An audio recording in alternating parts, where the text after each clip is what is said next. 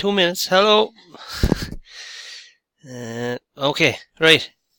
We're in a factory. Cans are packed with an average of 1 kilo. We've already done part 1, right? So our average, actually, we're going to put that into grams. X bar is our average, and it's 1,000 grams. The masses are normally distributed, right? So remember, that's our normal distribution. So there's our mean there, right? 50% will be above the mean, it's 50% below the mean. This is a fairly rough diagram. This all goes according to certain rules. The standard deviation of the cans is 12 grams. Sigma, that's our symbol there, is 12 grams, right? So, for example, X bar, the average plus or minus, if we get the boundaries, plus or minus 2 sigma for any normal distribution, we'd expect about this range here to cover about 95% of all values, right? So it can, it'd be for this particular, for us here, it'd be 1,000 plus twice 12. It'd be the upper limit, 1,124 grams, right? Be the top limit, and the bottom limit would be 1,000 minus 24, which is going to be 976 grams. So between those two limits, in this particular factory, we'd expect 95% of the cans to fall between those two limits there, right? That kind of idea. So in part 2 now anyway, we were asked to figure out what's the percentage of cans greater than 1,130 grams. Well, for 1,130 grams, we let that be our X value, and we use the formula Z equals X minus X bar all over sigma.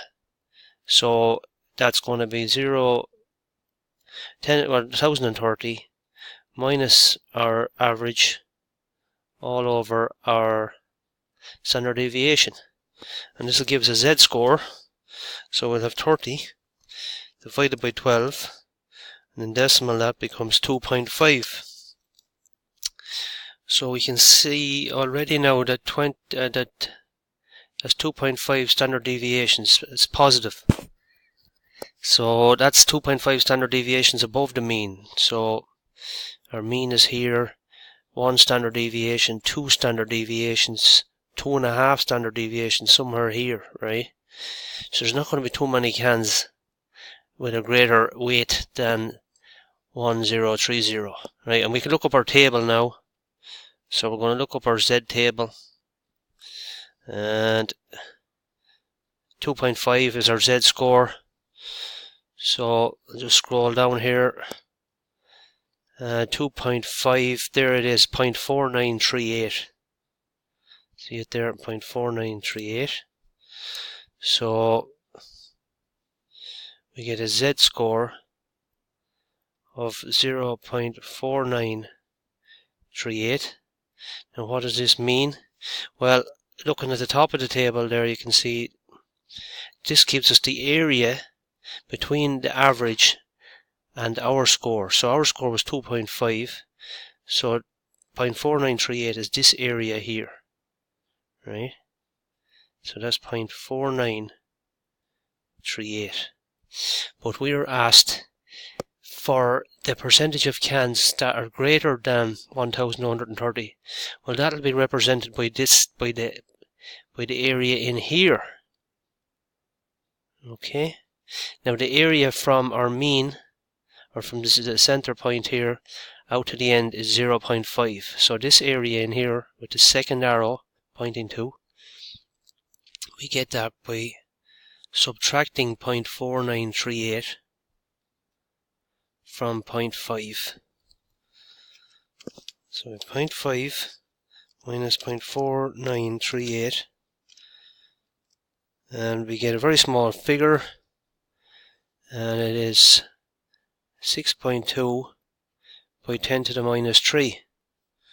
Right, so in normal, without the scientific notation, This is a 3, so the decimal point hops 3 positions. 0.0062.